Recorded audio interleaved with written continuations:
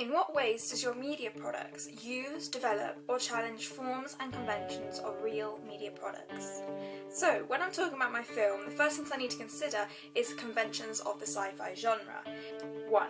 One of the first things that you can do to show that you're conforming to the sci-fi genre is the use of a weapon. Weapons connote power and violence, and are used often in sci-fi films to show that they're conforming to the themes of action, which are often present in sci-fi films. 2. One of the other main things that you'll find in sci-fi films is the use of a lead protagonist. This can either be two characters or one character. If you look at the Hunger Games, the first character is Katniss Everdeen. Usually, if we're looking at the stereotypes of gender, we would be saying that she's subverting the feminine archetype, because conventionally women were seen as weak, inferior, and generally not powerful. However, when we see in Hunger Games, she's subverting this stereotype by the way that she dresses, the mise-en-scène around her, and the way she acts. If you look at her hair, she's got it tied back, which connotes practicality and gives us a sense of her dominance, her independence, and her strong will as a character, and often this is not seen in female characters. Obviously it's shown in this.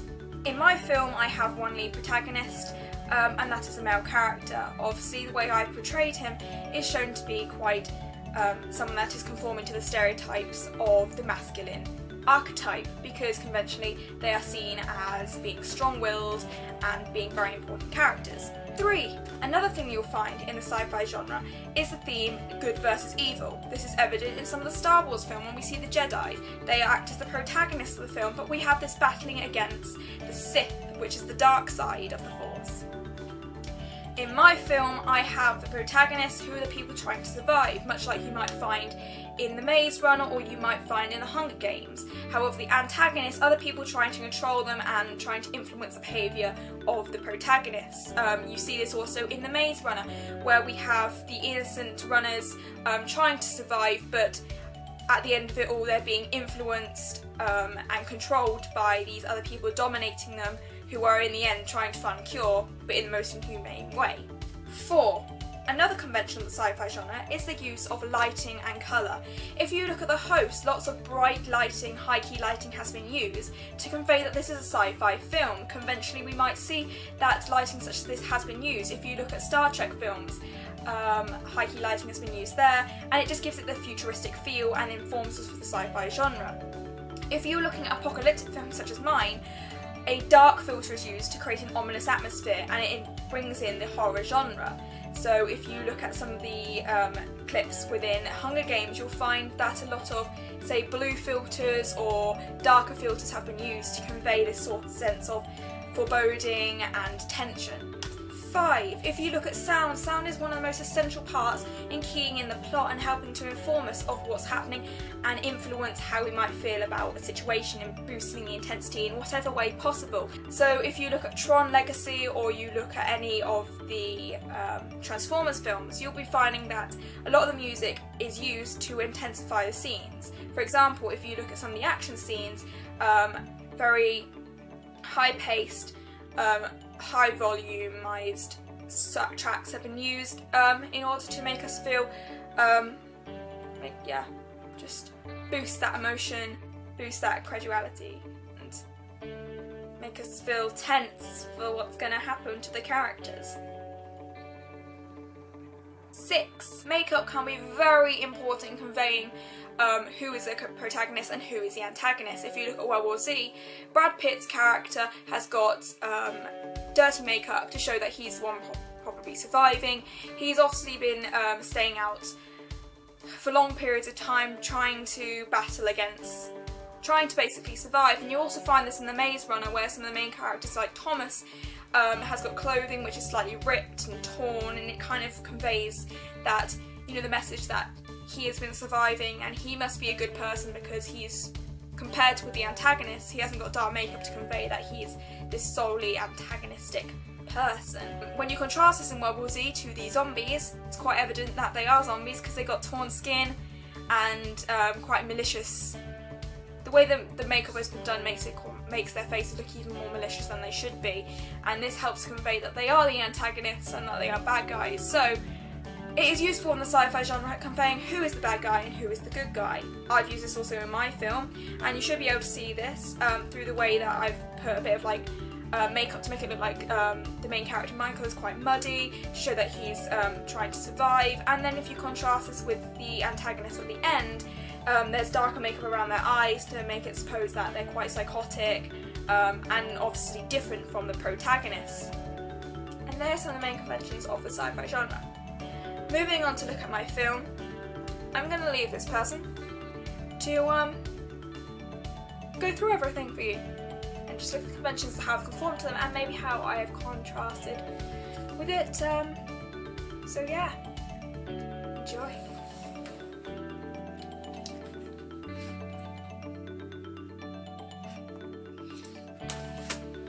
So you might be wondering why I'm dressed like this and why it is that I might be sitting here, and the real reason is because I want to explain what's going to happen in my film and why I have chosen the things I have in order to convey that I'm conforming and also subverting the conventions of the sci-fi genre.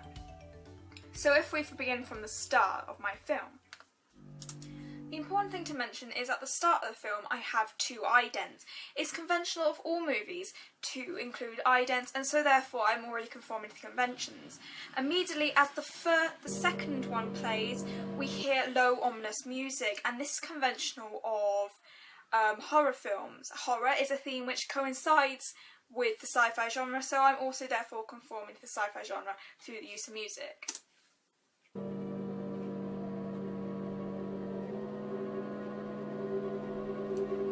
We have a bag at the start, so immediately we're given the reading that something mysterious is happening, which causes us to question what will the plot entail, and this already sets up an enigma for my film.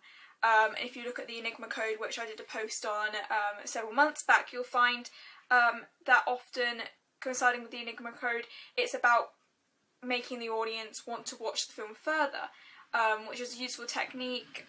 It's a narrative technique. And I've used it to engage my audience and make them want to know what this film is about. The second shot we see is of a machete. A machete is a weapon connotes violence and power, and it's also a piece of iconography associated with the horror genre, which is a theme to come under the sci-fi genre. So I'm already conforming there. Many sci-fi films do include weapons, and I've mentioned beforehand how, say, in Mockingjay or just any of the Hunger Games series, you'll find that Katniss Everdeen has a bow and arrow. That's a weapon. It also shows that she's quite a powerful character. This one is covered with blood, so it leads us to question, why is it covered with blood? What leads us to assume this, and the type of people involved? And what you'll find is in this film I've used a filter for the opening scene.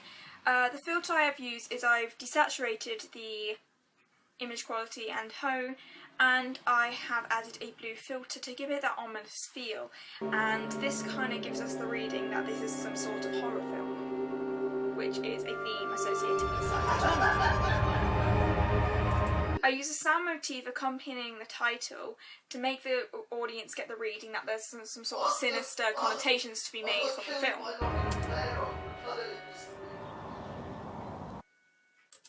This then fades out in a weird kind of zip, because obviously in many sci-fi films you'll find that the transitions between the titles can be quite interesting, and I think this one kind of helped convey some sort of thing, like the way it kind of zips out is kind of more violent and in a way futuristic, and that shows that it's conforming to the sci-fi genre. Immediately after this we get the sound of nature and say panning tilt shots of the countryside. A filter is already used here. It's slightly grainy, where I've put a filter called noise onto it, and I've put a record button in the top left hand corner to show the audience that this is a tape recording by who, and this leads us, just like the Enigma, to assume and wonder who the person who is recording this and why it's recording. The sound I used here is quite plain and basic, and contrasting with the previous bit where we had quite dark, sinister music, it creates an eerie sense of emptiness and helps to lead the viewer on to wanting to know more about the film.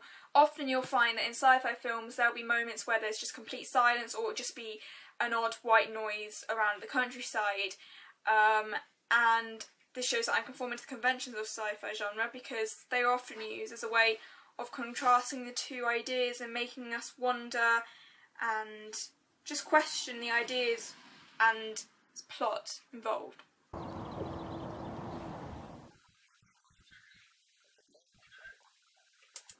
Straight after I've had the first shot of Michael saying they took her, I do a cut to black, and then I bring it back into the original shot. I do this because it gives the audience time to register what has actually happened, but not enough to make them truly understand what's going on.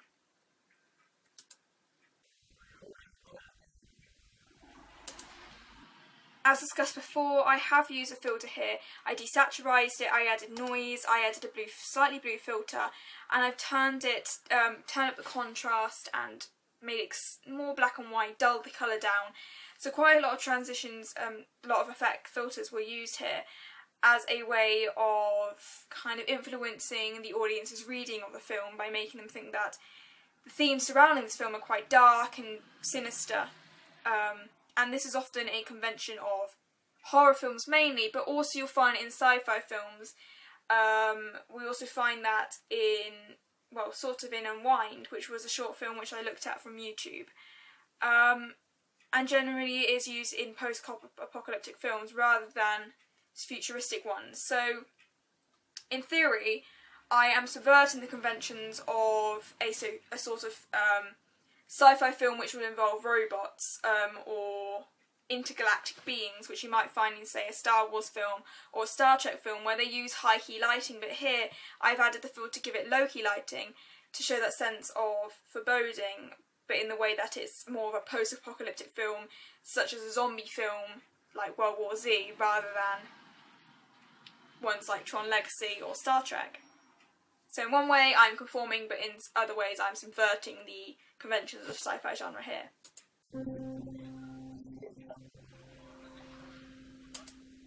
I use a flashback to vary my use of shots and to also show a happier time in the character's life, and that builds characterisation, which is just a general part of narrative and story building in a film. With the flashbacks I used a sort of yellow filter to create a happier setting and hopefully contrast this against the normal shots, show the audience that this is not reality, this is just some sort of memory, which gives the character happy feelings and makes us feel pathos for him, building characterisation, and it's just a general important part of creating a story. So although it doesn't necessarily convey the genre, it does show that I'm building narrative here, which is conventional of all films, and it's a very important aspect.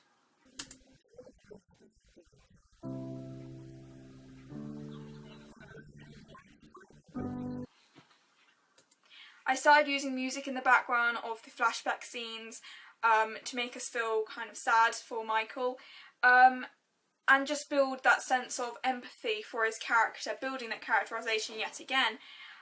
The music itself is more like a romance, so it's kind of subverting the conventions of sci-fi genre because you don't necessarily find that such music will be involved. But one thing that you will find is in that they show the importance of relationships. If you look at the Hunger Games, there is a relationship between Katniss and Peter, and there is a sort of love triangle going on there between another character called Gale.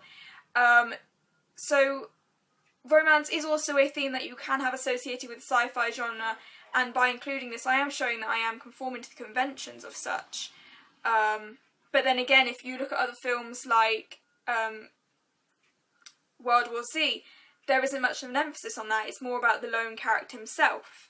So I could be subverting it, but in many ways, since I am basing my short film on films, post-apocalyptic films, dystopian films, just like the Hunger Games, and even the Maze Runner itself, I am conforming to the conventions of the sci-fi genre by including this element of romance.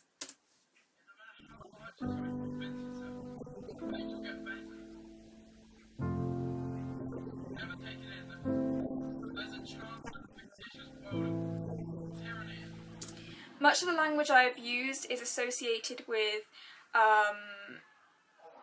it's my own lexical form which I've used to convey this kind of sci-fi world which is completely made up. You'll often hear words such as Arkan and Arkenda. I made them words up specifically for my own film to show that this is a dystopian world which has got different elements involved. I have a panning shot which pans to the left of Alicia carrying the machete, which links back in with the first couple of shots that we had of the machete, leading us to suppose, why is this machete involved, what's the significance of it. We've already kind of been led to assume that she possibly died as a result of it, and this machete is also recurrent in many of the other shots, which strikes as an important value, and it shows that I'm also conforming to conventions of the sci-fi genre because I'm involving that weapon.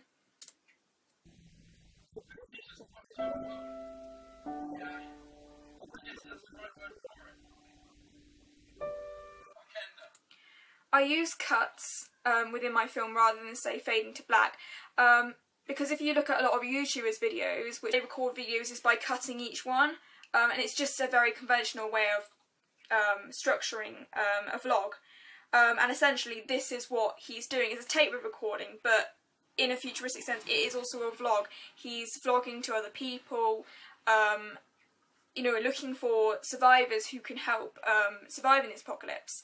Using these cuts, I'm conforming to conventions of vlogging.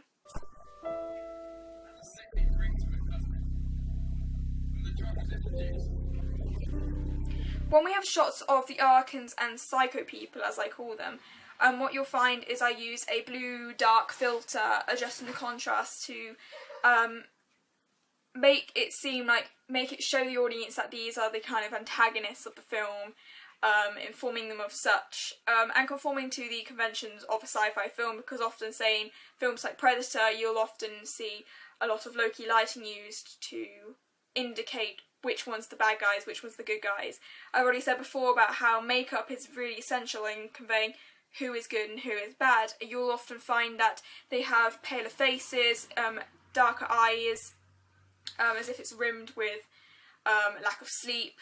It gives off that message of like some sort of psychotic thing to it. So by using makeup, I'm also conforming to the conventions. Also, you'll find that a lot of their clothing is usually quite dark, so particularly black. Black connotes of violence still, antagonism, evil, horror, all themes which come under the horror genre, which also come under the sci-fi genre, which shows that I'm conforming to the conventions of the sci-fi genre also.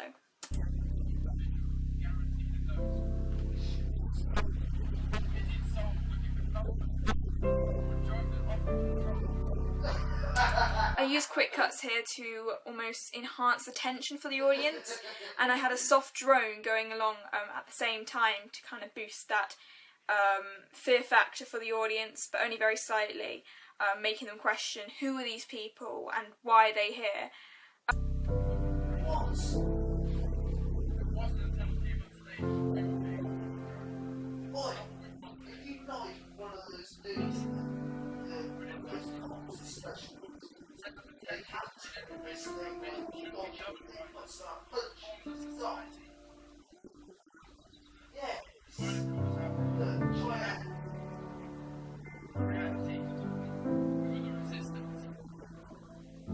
Again, with a machete, he says resistance, and then you'll see Alicia pick up her machete and go to... Watch this. Watch this. I'm going to go. Breathe slowly. Look. You said there, look, watch this. I'm trying to find a way to remember the good times. But it's so... I use a two-person middle close-up shot of Alicia and Michael, where we see Michael reaching his hand out to Alicia to put across the message that perhaps these were lovers or very close relations, bringing in that romance theme which is often key to some sci-fi films such as The Hunger Games and, if you've read any of the books, The Maze Runner, and also in The Host you'll find such a thing.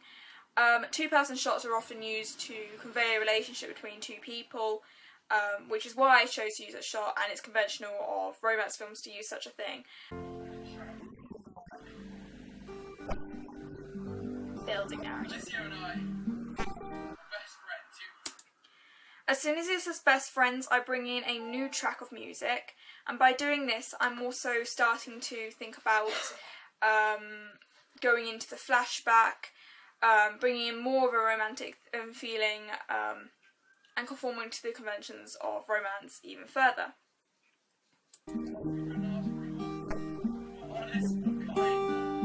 Lots of quick cuts of Alicia have been used here to show that he has a positive memory of her. She's laughing a lot and shows that she's very happy.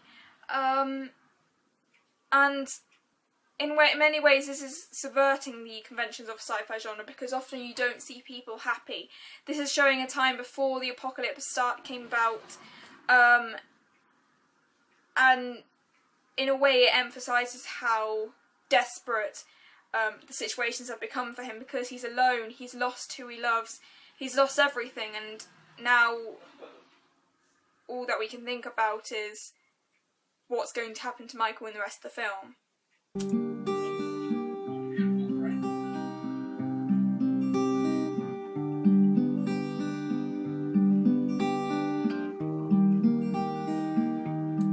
During the sequence I did use a lot of panning and tilt shots, just to show my wide variety of changes.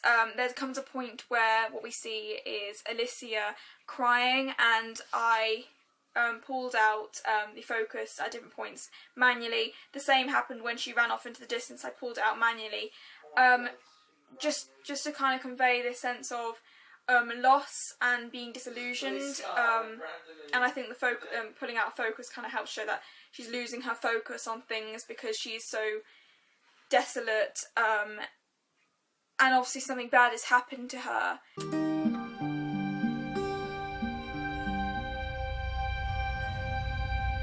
The music changes again when something bad happens. A lot of fades were used here with the music. It's often good to know that, and it creates a nice transition between the tracks. I use a fade to white to show it's almost as if it's a dream, and to emphasise how what we're seeing here with the shots of Alicia is purely a flashback or a memory, which Michael is trying so hard and so desperately to keep a hold of.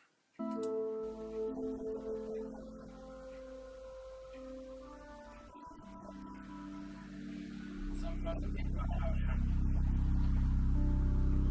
She was rejected. She never would have allowed herself to be lost. This is the point when I start bringing in a low drone sound, which helps to build the tension, and is often conventional of short films, not just of short films, of sci-fi genre, because you're obviously immediately instigating this kind of theme of dark, foreboding, tense atmosphere. Towards the end of the film, what we find is I pick up the pace of the music, I make it more intense, and you hear a branch snapping. I reduce the sound on that to make it sound like it's from the distance, which admittedly I had the branch snapping towards the camera to make it louder. So I reduced that, made it sound more realistic, build up the verisimilitude of the film. As Michael begins advancing in pace with the use of his dialogue, the music becomes more intense, becomes more dramatic, and builds up that tension for the viewer, which is often something that we'll find in sci-fi films, and is very conventional of them. It's also conventional for some sort of horror element, an actual physical horror element, to be part of it. So when Michael gets dragged away, I have a quick, short sound, which helps to frighten the audience, which is also something conventional of sci-fi films. I use a quick, sharp sound when the psycho person smiles to intensify the fear and essentially frighten the audience, providing that sort of horror genre which is typical and conventional of sci-fi films do usually include, especially in apocalyptic films. What you'll find is with his makeup, I've put a lot of darker makeup around his eyes, and it's made his face more white, to show that he's different to Michael's character, showing that he is the antagonist of the film. He's also wearing a lot of black, which connotes danger, antagonism, evil, and shows that I'm also trying to use the costume and makeup to inform the audience that this is a bad character, which is something you'll find typical of the sci-fi genre. For example, say characters like in Star Wars, you'll find Darth Vader wears a lot of black, and this is showing that he is conventionally a negative antagonist. With apocalyptic films, we find this subverted in The Hunger Games, where the main antagonist, President Snow, is dressed in white, showing that he's subverting the sci-fi genre, which is an interesting part of the narrative and creates some sort of diversity between that film and, say, the films like mine. At the end of the film, I have the title and credits, and when this comes in, I've used the same sort of type effect and added music which, to me, sounded like something like a sort of futuristic feel to it, and it had that kind of sense of loss, serenity in a way, and just general mysterious enigmatic feel to it, which I think would be appropriate to the sci-fi genre, and I think it does help to inform people that this is a sort of sci-fi film. The typography I used here was the same as for the title, or at least similar, and again this helps to convey the sci-fi genre because typically it's something you would associate with sci-fi films, not necessarily always the futuristic ones which have robots in it, but even futuristic apocalyptic films, I think it's still evident in that. So I use that to conform with the conventions of the sci-fi genre.